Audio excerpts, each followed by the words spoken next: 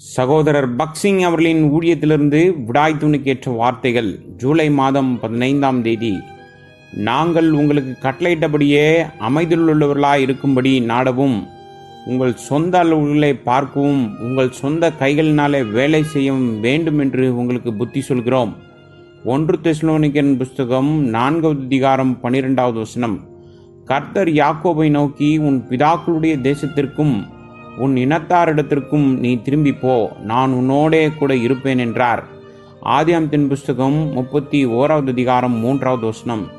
யாக்கோபும் அவனோடு கூட இருந்த எல்லா ஜனங்களும் கானான் தேசத்தில் உள்ள பெத்தேல் என்னும் லூசுக்கு வந்தார்கள். ஆதியாகமத்தின் புஸ்தகம் 35வது அதிகாரம் 6வது வசனம். இந்த 2 நிகழ்வுகளுக்கும் இடையில் சுமார் 13 வருட இடைவெளி காணப்பட்டது. யாக்கோபு மெசபத்தோமியாவை விட்டு தேவன் பேசிய உடனே புறப்பட்டாலும் அவன் நேராக பெத்தேலுக்கு போகாமல் சீக்கேமில் பல வருடங்களாக தங்கியிருந்தான். இந்த பாதி அளவு கீழ்ப்படினால்தான் யாக்கோபு அங்கு பல துன்பங்களை அனுபவித்தான்.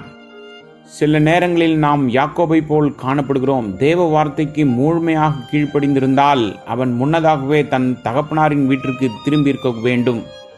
ஆனால் தேவனையும் அவருடைய வாக்குத்தத்தங்களையும் சார்ந்திராமல் அவன் தனது சொந்த புத்திசாலித்தனத்தை சார்ந்திருக்க தொடங்கினான்.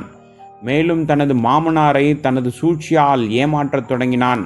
பலமுள்ள மந்தைகள் அனைத்தும் அவனுக்கும், பலவீனமானது லாபானுக்கும் இருக்கும்படி திட்டம் தீட்டினான்.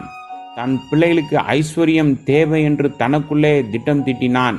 அதனால்தான் பொய் சொல்லி லஞ்சம் வாங்குகிறோம். ஆனால் இத்தகைய வழிகளால் அவர்கள் எந்த ஆதாயத்தை பெற்றாலும் அது அவர்களுக்கு உண்மையான ஆசீர்வாதத்தையோ செழிப்பையோ மகிழ்ச்சியையோ கொடுக்காது. இதனால் யாக்கோபின் மந்தைகள் பெருகினாலும் அவனால் சமாதானமாகவே இருக்க முடியவில்லை.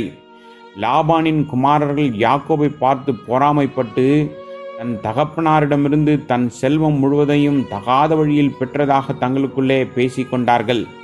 நாம் செழிப்பாக மாற உலக வழிகளை பயன்படுத்தும் போதெல்லாம் ஜனங்களின் பொறாமை, வெறுப்பு மற்றும் சண்டைகளை எதிர்கொள்ள நாம் ஆயத்தமாக இருக்க வேண்டும்.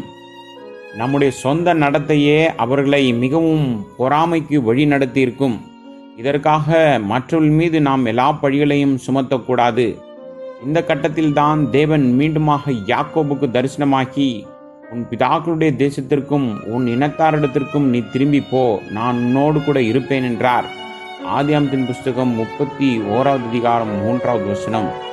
யாக்கோபு ஒரு நேர்மையான மனிதராக இருந்திருந்தால் அவன் தனது மாமனாரிடம் நடந்ததை வெளிப்படையாக சொல்லியிருப்பான். தேவனை நம்பி அவன் தனது மனைவிகள், பிள்ளைகள், வேலைக்காரர்கள் மற்றும் மந்தைகளுடன் மகிழ்ச்சியோடு திரும்பி போயிருப்பான்.